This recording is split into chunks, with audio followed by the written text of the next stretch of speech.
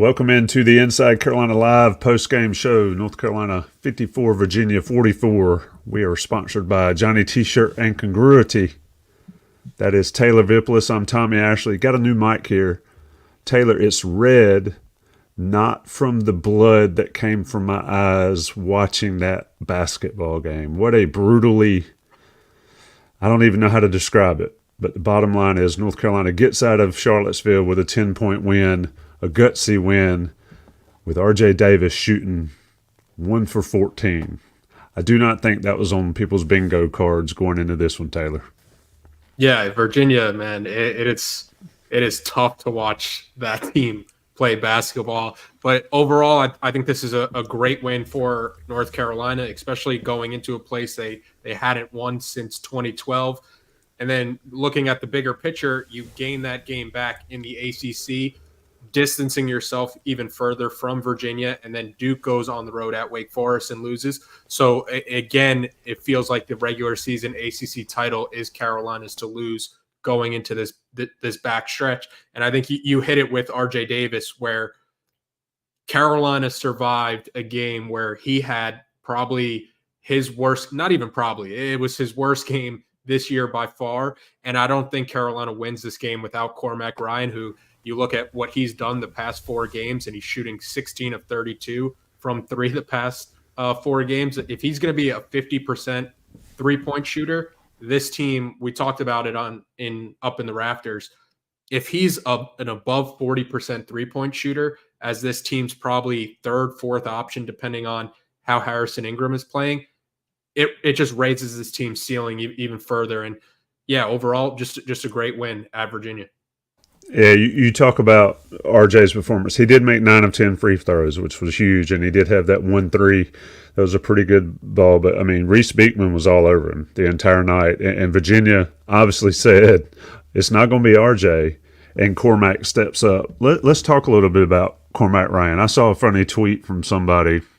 You remember, I don't know about you, but I'm old, and teachers back in the day, if you said a bad word or you did something, you'd have to write it 100 times on the chalkboard.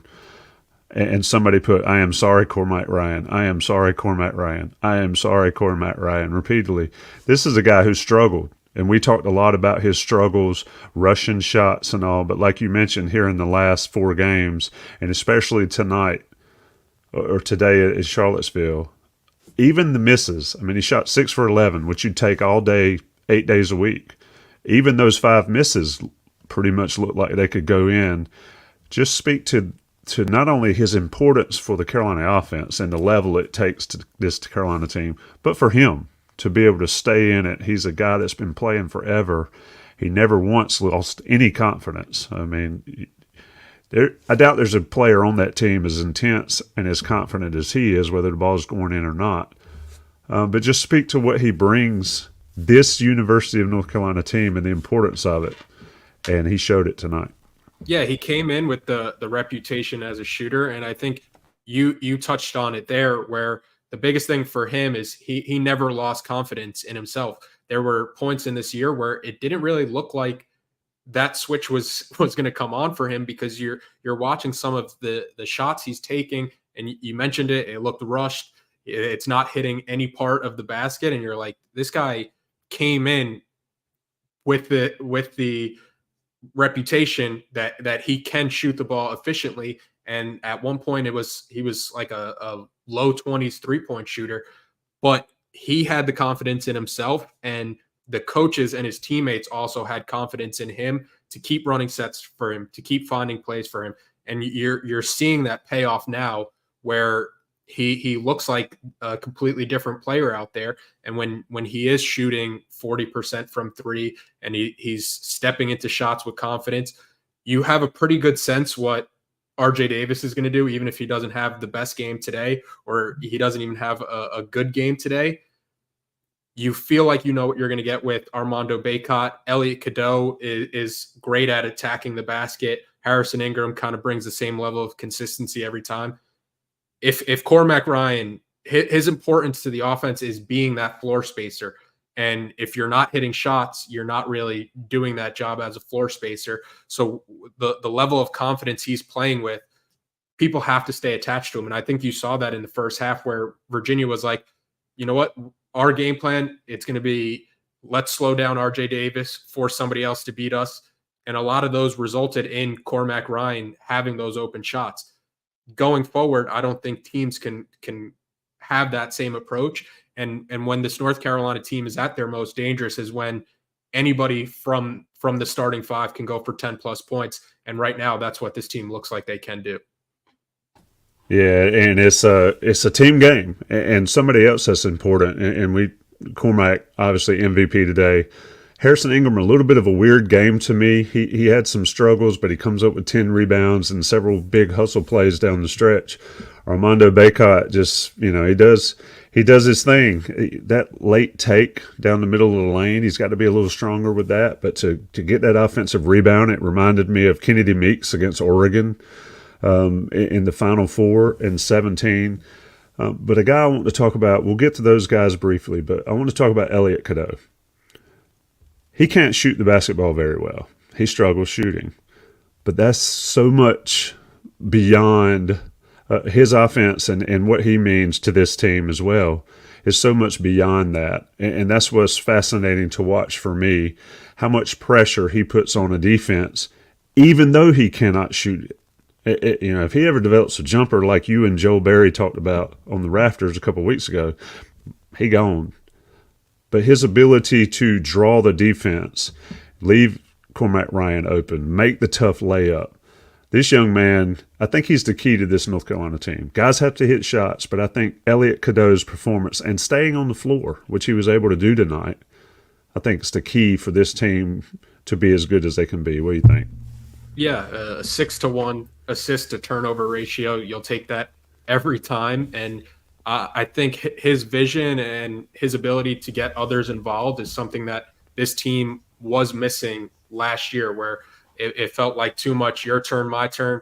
This team, it feels like okay, Elliot Cadeau is going to set people up for success. And that's probably one of the reasons why RJ Davis has had such a great season this season, where he can play more of that off-ball role. But also there are moments when you have RJ running the offense and then Elliot Cadeau gets it, and maybe it's the hockey assist where it's a pass and you're finding open people. But yeah, for me, Cadeau is the key for where this team is and where this team can be, because if he's somebody who can stay on the floor and normally the plus minus bears that out with him, this North Carolina team is unbelievable when he's on the court. And the only concern really is when you have him and RJ on the court together defensively, because there's times where I think the only offense Virginia really was getting with some level of consistency was Beekman trying to back RJ down into the post. And even that at times felt like Virginia was pulling teeth trying to find any offense.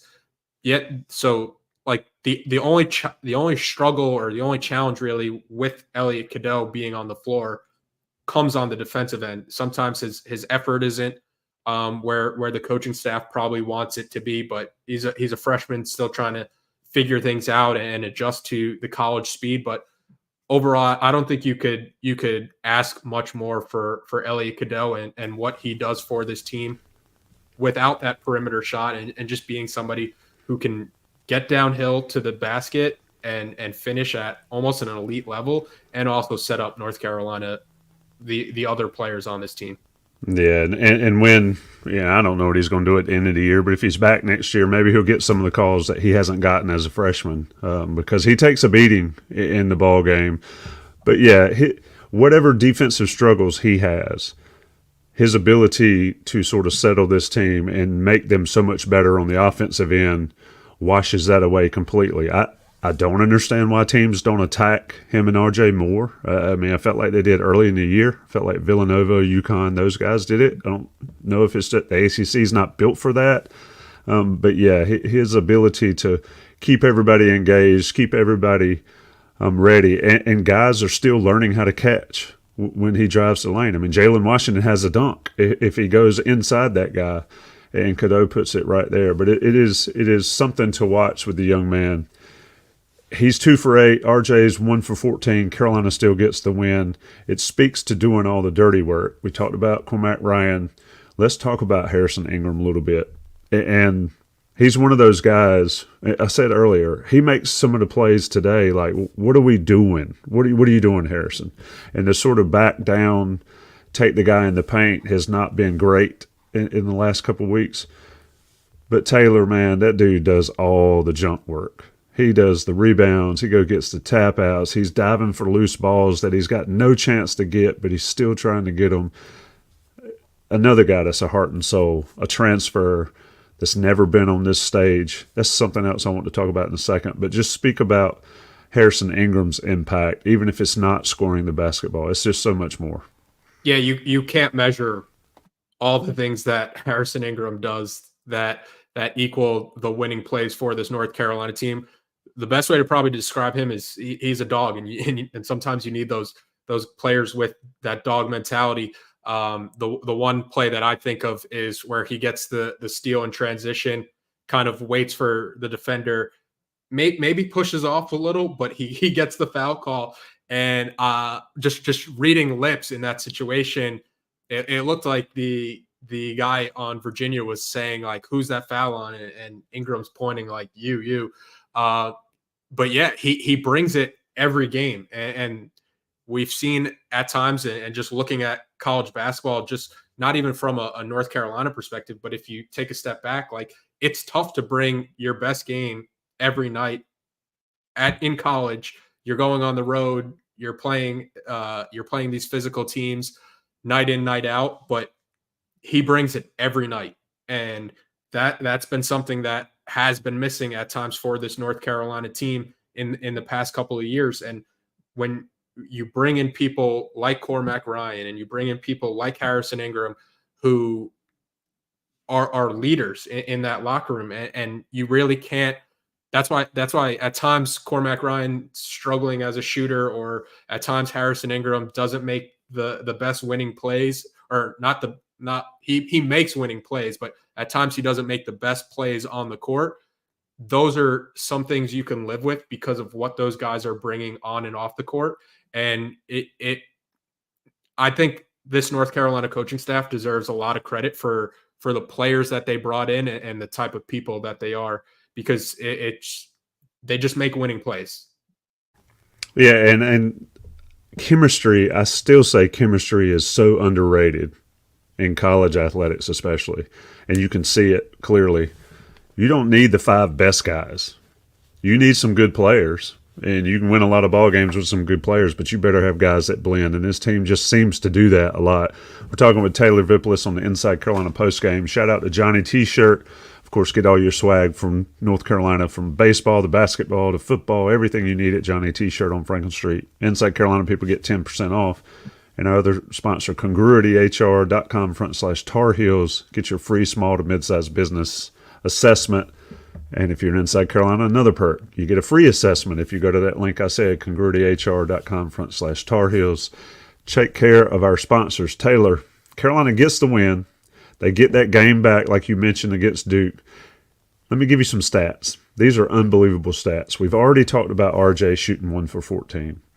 Just ridiculous that nobody would have claimed Carolina wins. Carolina shoots 32%. Carolina shoots 32% from 3. Carolina does make some free throws. Virginia shoots a whopping 28% from the field.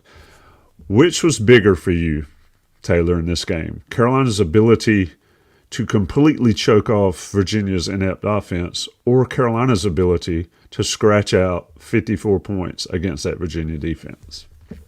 I think Carolina's defense on Virginia's offense, because I was texting with a friend around halftime where I was like, this matchup, UNC versus Virginia, is such a matchup that favors UNC, because you've seen where this Carolina team has struggled the past 6 games before this. It's teams that can run with them, and it's going to be when Carolina's defense has those lapses and teams are scoring in the 80s and 90s and turning it into a shootout, because this North Carolina team has to win with their defense. So when you're playing against this Virginia team, you're watching them and you're like, where is their offense going to come from? It's hard to imagine them having enough possessions in a game to outscore this North Carolina team, even if the North Carolina defense doesn't have their best effort, or if some of the shots don't go down for this North Carolina team. Virginia is a team where if you have like a 6 or 8 point lead on them, it feels like it's 16, 20 points, where it's like, I just kept watching Virginia, and even when they would cut it to 5, I never had like a sense of worry from UNC's perspective, because I'm watching the game and I'm like, I just don't see how Virginia has enough scoring, and they wound up shooting the ball a bit better in the second half, where they finished with 0.746 points per possession, but in the first half, that number was like 0.5 points per possession.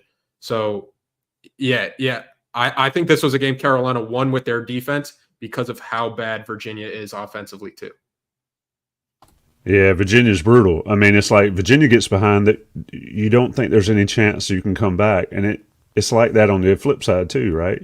Everybody talks about you get behind against Virginia, and it's tough to come back, but I like Tony Bennett as a coach. I'm not a huge fan. When they're good and when they have pro players, that offense looks nice because they just out-execute everybody. But just a brutal display the last few weeks. I mean, 41 the other night, 44 together today against Carolina.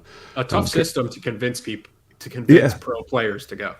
It's like, yeah. And I talked to Dewey, it's like, why would you go there? Yeah. They need the Ty Jeromes, the DeAndre Hunters, the Kyle guys, but it's an offense that really struggles. I think I have the stat here. They were 5 of 30 in the first half field goals, 16.7%. You're not going to win too many games shooting 16% in a first half.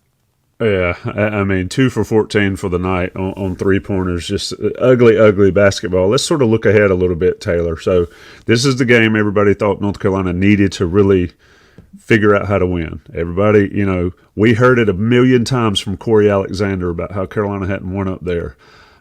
We heard about everybody that he knows and he's his guys and all.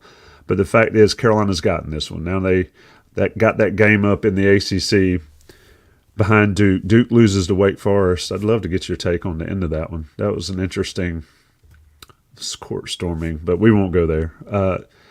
Carolina's got Miami on a short turnaround. Nigel Pack's probably out for Miami. They struggle at times, but they've given Carolina trouble before. How you see this going from here? I mean, Carolina's at home. You get Miami, you got NC State, you got Notre Dame, with Duke sandwiched in there at the end. You got to feel good about Carolina's chances to do what Hubert Davis talked about, and that's get this regular season in the books, to give Armando Bacot, R.J. Davis, those guys a banner up there. Your thoughts going forward? Yeah, I think the schedule sets up unbelievably well for Carolina on the home stretch.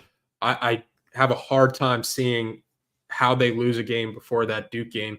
This Miami team is going through a brutal stretch of basketball right now. They lose to Georgia Tech today. I think they were up 4 against Georgia Tech at halftime, and they wind up losing by 4. They just got outplayed the entire second half by that Georgia Tech team at home. No Nigel Pack.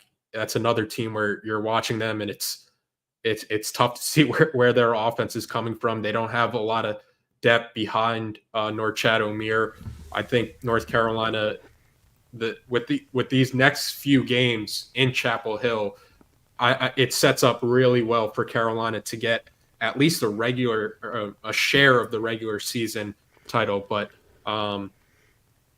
Cleveland came back today for Miami, but he really has been a massive disappointment for them this season. And without Pack, I just don't see how they can contend in Chapel Hill. And if you look at how Pack impacts them, go watch the first Carolina game where Pack has 17 in the first half. Miami's cooking. He does nothing in the second half, and Carolina rolls. So it'll be something. It's a quick turnaround for Carolina to get back from Charlottesville. Not a bad drive, not a bad bus, or I don't know if they're plane or whatever, but Shout out to the Inside Carolina crowd that'll be driving it back. Yeah. And I think Miami's also at the point where they've lost 6 straight, where they're looking at themselves way outside of the bubble. And I think it's starting to set in for them like, hey, our only chance to make it to the tournament is to go win the entire ACC tournament. So, yeah, it's tough to see. I know it's a real short turnaround, but the fact that Carolina is at home and this Miami team looks really defeated. I watched a lot of the Georgia Tech Miami game on a second screen today. It's tough to see. I love Coach L, but I just don't see how he could go into Chapel Hill and get a win. Yeah, indeed. But stranger things have happened. We've seen it. North Carolina will still need to get up, play well against Miami, and then they get another 4 days off before they play NC State the following weekend, or next weekend, I guess, next Saturday. Taylor, it's always a pleasure when you join me. I appreciate you stepping up, stepping in. Carolina gets the 54-44 win. Stay tuned to Inside Carolina for all the coverage from where did they play today? I'm joking with you. Up in Charlottesville.